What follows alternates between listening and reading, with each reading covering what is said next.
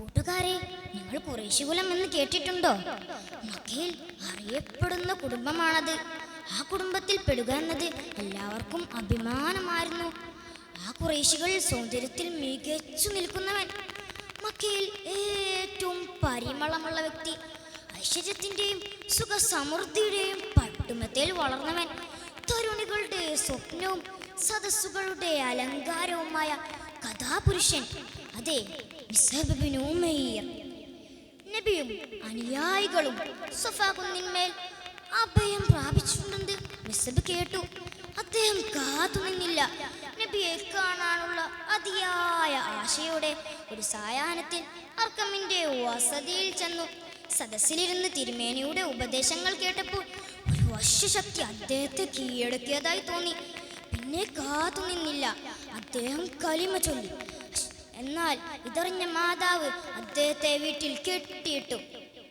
മുസ്ലിങ്ങൾ ചിലർ അബ്സീനയിലേക്ക് പാലായനം ചെയ്തിട്ടുണ്ടെന്ന വാർത്ത മിസ്അബ് കേട്ടപ്പോൾ മാതാവിൻ്റെയും കാവൽക്കാരുടെയും കണ്ണുവെട്ടിച്ച് അബ്സീനയിലേക്ക് നാടുവിട്ടു. ഒരു നാൾ നബിയും അനുയായികളും ഇരിക്കുന്ന സദസ്സിലേക്ക് മിസ്അബ് കയറി വന്നു. അദ്ദേഹത്തിൻ്റെ ദയനീയ രൂപവും വേഷവും കണ്ട് അവരുടെ കണ്ണുകൾ നിറഞ്ഞു. അർബാട വസ്ത്രമണിഞ്ഞ് പരിമളം പരത്തിയെന്ന പഴയ മിസ്അബിന്റെ ചിത്രം അവരുടെ മനസ്സിലൂടെ കടന്നുപോയി. ഇസ്ലാം ആ യുവ കോമളനിൽ വരുത്തിയ പരിവർത്തനമൂർത്തി നബി ഇപ്രകാരം പറഞ്ഞു: അന്ന് മക്കയിൽ ഇദ്ദേഹത്തെ പോലെ ആഡംബരങ്ങൾ ജയിച്ച ലാളിന് കിട്ടിയ ഒരാളുണ്ടായിരുന്നില്ല. എന്നാൽ അള്ളാഹുവിനോടും നബിയോടുമുള്ള സ്നേഹത്താൽ ഇതെല്ലാം ഇദ്ദേഹം വെടിഞ്ഞു. സുഖസമൃദ്ധിയുടെ മടിത്തട്ടിൽ നിന്ന് യാതനകളുടെ നേരാപ്പോഴിൽ ചെന്ന് വീണ മിസ്അബ് പരുക്കൻ വസ്ത്രമണിഞ്ഞ് ഒരു ദിവസം തിന്നാൽ ദിവസങ്ങളോളം പട്ടിണി കിടന്നു ദിനരാത്രികൾ കഴിച്ചു. പക്ഷേ അദ്ദേഹത്തിൻ്റെ മനോവീര്യം അജയ്യവും വിശ്വാസം അചഞ്ചലവുമായിരുന്നു. ജീവിതത്തിൽ മുമ്പൊരിക്കലും ഇല്ലാത്ത ആനന്ദവും ആത്മസംതൃപ്തിയും അദ്ദേഹത്തിന് അനുഭവപ്പെട്ടു. ദിവസങ്ങളും വർഷങ്ങളും പിന്നിട്ടു. ബദർ യുദ്ധം നടന്നു.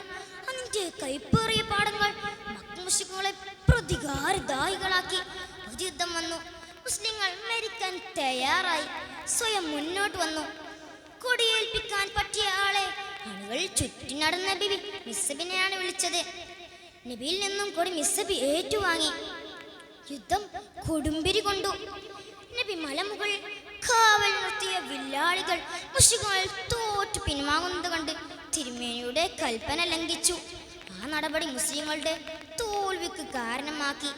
ഭീതിയും വിഭ്രാന്തിയും ചിന്ന ഭിന്നമാക്കിയ മുസ്ലിം അണികൾക്കിടയിൽ നബിയായിരുന്നു ശത്രുക്കളുടെ പ്രധാന ഉന്നം. അപകടം മനസ്സിലാക്കിയ മിസ്അബ് ഒരു കൈയിൽ കൊടിയും മറ്റേ കൈയിൽ വാളും ഉയർത്തിപ്പിടിച്ച് തക്ബീർ മുഴക്കി ശത്രുക്കളോട് പൊരുത്തിക്കൊണ്ടിരുന്നു. അപ്പോൾ ഇബ്നു ഖുമയ്യ എന്ന കുതിരപ്പടയാളി അദ്ദേഹത്തിന്റെ രണ്ട് കൈയും വെട്ടിമുറിച്ചു. അപ്പോൾ മിസ്അബ് ബിൻ ഉമൈർ കൊടി മാറോട് ചേർത്ത് പിടിച്ച് മുറിഞ്ഞ കക്ഷഭാഗം കൊണ്ട് മുറുക്കി പിടിച്ചു.